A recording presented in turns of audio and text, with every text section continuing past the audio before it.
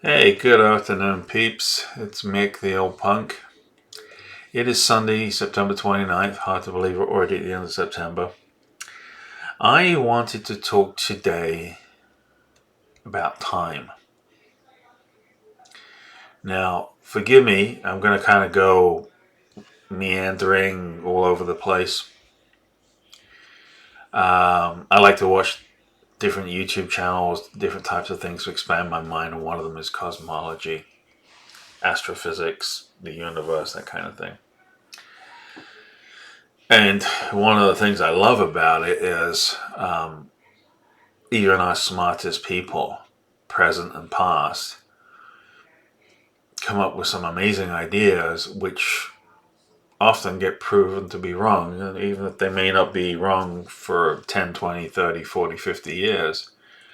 And Einstein, he had a lot of theories that to this day are mostly still proven to be true. And one of the things that always confused me, because it means we have to think of time differently, is that in his theory of general relativity, the closer you travel to the speed of light, the slower time goes for you. Now, I don't remember the actual numbers, but for instance, if I was to travel in a rocket ship close to the speed of light, because we can't go faster than the speed of light, let's say I was to do that for a year, just rough numbers, I don't know if these numbers are accurate, but here on Earth, that 1 year for me would be 5, 10, 20, 100 years for you. It's bizarre how that happens. So if I was to come back like a year or two later, everyone I know is greatly aged or is dead from many years ago.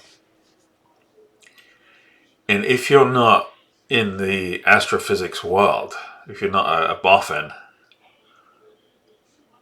that's really hard to get your head around. And there's more and more research going into maybe time doesn't exist. Maybe time is a byproduct of gravity, and we give time meaning because we're finite. We're born, we live, and we die. So we have this 60 to 100 year window, give or take. And so for us, everything is done on a time basis. What the hell does this have to do with my channel? Welcome to my welcome to my world, my brain. I have been stuck in survival mode, or hypervigilance is another way of putting it, for as long as I can remember. I never feel completely safe. I never feel secure. And that shows itself in different ways. And one of the most depressing ways that it shows itself is that, I'm in my mid-50s and I have a 3-bedroom house. And I sleep on the couch almost every night. I will go to bed most nights. I'll get up and end up sleeping on the couch. And with my insomnia, that really, they almost go hand in hand. But I always sleep easier on the couch. And for years, I just thought it was kind of like, you're leaning against the back of the couch. It's almost like you're there with somebody. But the more I started my therapy recovery journey, the more I realized that's not the case, because I have this couch back here, and this is my 3rd bedroom, the one that the dog's on right now. I never sleep on that couch. I sleep on the couch in the living room, and I always sleep one way. And one way is that I'm facing the front door. And so I'm stuck in time in a way, needing to see the exit, needing to get out. And I've lived in this house for over 20 years. And when I travel, go to conferences, I've never told anybody this before. When I go to conferences, I'll lock the door in the hotel room, which probably most people do, but then I will put my luggage against the door so no one can get in a hurry without waking me up. And I don't think that's normal. I think that's just a reaction to what I went through and how, I've learned to cope with it. So that's just one example of how I'm stuck in time. You could also approach it from saying, like, in some ways I'm emotionally stunted. In some ways I'm still a little boy, And that's unfortunate. And I suspect even the normal, healthy people have elements of that, but not to the degree that someone who's been through trauma has it. And I find myself watching lots of reruns on TV. And I never understood why that was. And I think it's because I spend so much time, so much energy on trying to protect myself, to be sure that I'm safe, that I don't have the mental bandwidth to take on new story ideas, new characters, new plots, because I'm stuck in time. But every once in a while, I'll start watching new shows, new movies. And thankfully, the last couple of years, this is happening more frequently as I'm working more on healing and getting out of this, place that I'm at. Prior to me starting the work, I could never understand why I do reruns for months or years at a time and then new stuff. And I think it's once I reach a certain point of healing, it's almost like I can step out of that hypervigilance, at least for a moment. Excuse me. And then I can start absorbing and taking on new stuff. And it's probably at the crux of why I've suffered with addictions, because it allows me to disconnect from the brain and actually chill the F out for a while, And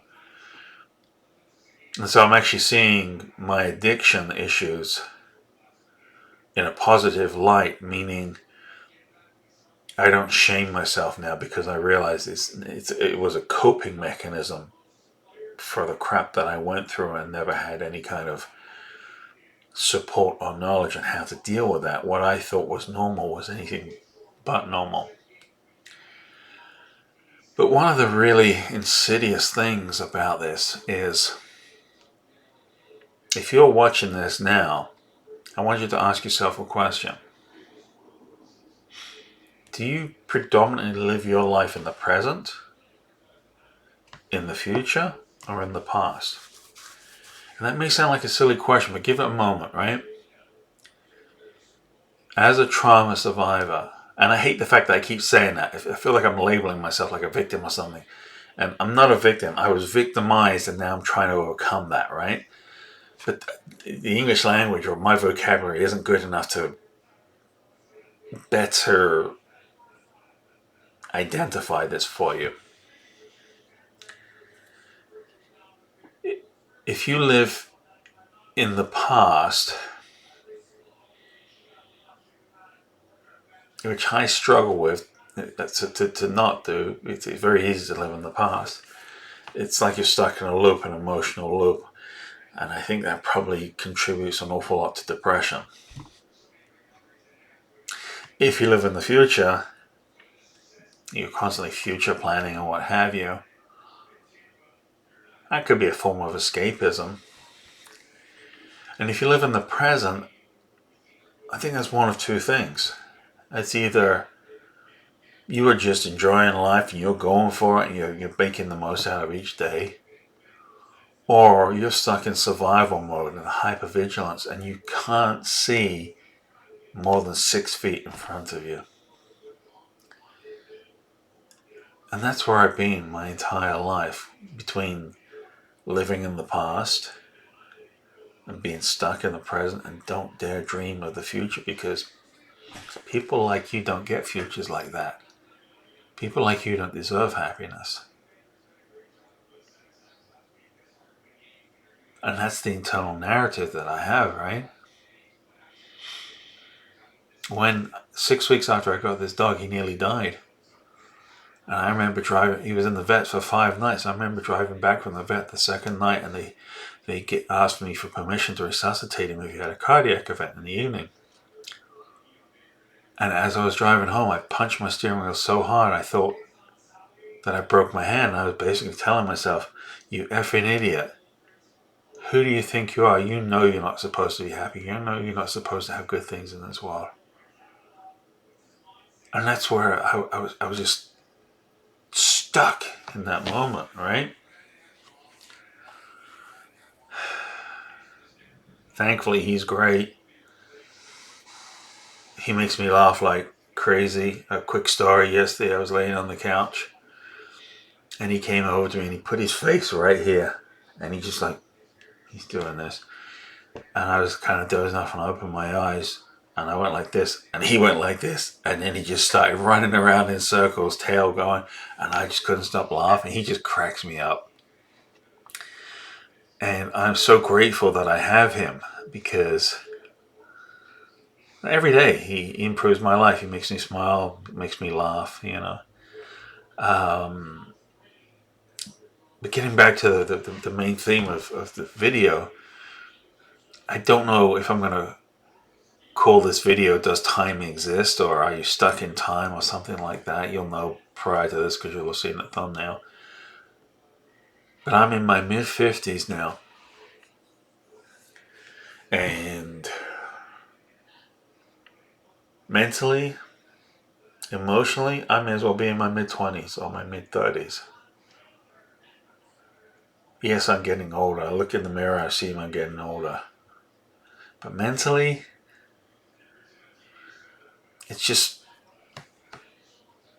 time doesn't exist. It's like I'm just going to be this way forever. In reality, I'm getting older, the body's falling apart, yada yada, you know. So I think one of the most insidious things about having PTSD, or what they say I have, is complex PTSD, so cPTSD. I have no concept of time. And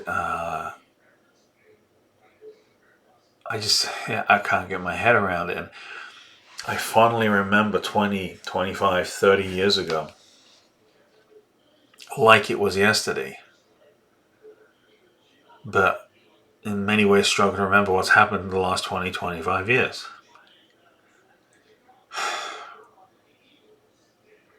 Am I making any sense today? It might be a first if I am.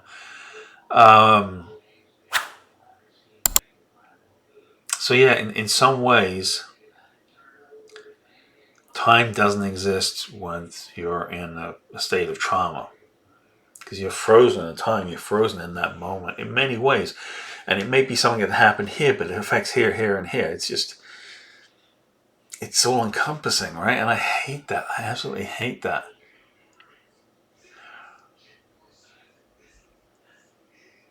But I think there's a light at the end of the tunnel. In the last 6 months, the last 12 months, I'm starting to get tiny, tiny glimmers of a possible future.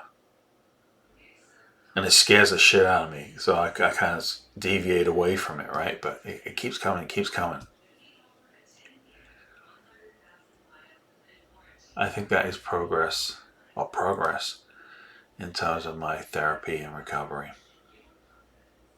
I think I'm going to wrap it up there. All right, guys, be good to yourself. See you next week.